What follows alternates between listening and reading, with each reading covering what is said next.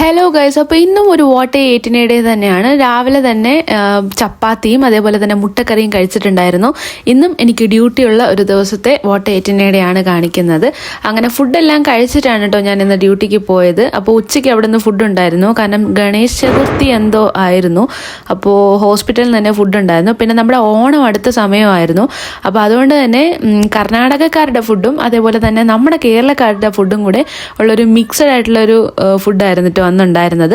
ഞാൻ ആദ്യം നമ്മുടെ കർണാടക ഫുഡ് കുറച്ചെടുത്ത് കഴിച്ചു. അതിനുശേഷം നമ്മുടെ നാടൻ ചോറും സാമ്പാറും അവിയലും ഒക്കെ കൂട്ടി കഴിച്ചിട്ടോ.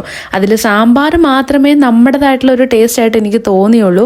ബാക്കിയെല്ലാം ഇവിടുത്തെ ഒരു ടേസ്റ്റ് ആയിട്ടാണ് തോന്നിയത്. അവിയലൊക്കെ എന്നാലും കുഴപ്പമില്ല, ഒരു ഡീസൻറ്റ് ഫുഡെന്ന് വേണമെങ്കിൽ പറയാം. ഭയങ്കര നൈസ് എന്ന് പറയാനായിട്ടൊന്നുമില്ല, കൊള്ളാം, അത്രേ ഉള്ളൂ. പിന്നെ അത് ഈ കാണിക്കുന്നൊന്നും നോക്കണ്ട കേട്ടോ. വീഡിയോ എടുക്കുന്നത് മനസ്സിലായിട്ട് വീഡിയോയ്ക്ക് വേണ്ടിയിട്ട് മാത്രം സൂപ്പർ എന്ന് പറയുന്ന ആ ഒരു മനസ്സ് നിങ്ങളാരും കാണാതെ പോകരുത്. പിന്നെ ഡിന്നറിന് ചപ്പാത്തിയും രാവിലത്തെ മുട്ടക്കറിയിലെ മുട്ട ഞാൻ കഴിച്ചത് കൊണ്ട് ഉള്ളിക്കറിയായിട്ടാണ് കേട്ടോ രാത്രി കഴിച്ചത്. പിന്നെ കുറച്ച് പപ്പായം കട്ട് ചെയ്ത് കഴിച്ചിട്ടുണ്ടായിരുന്നു.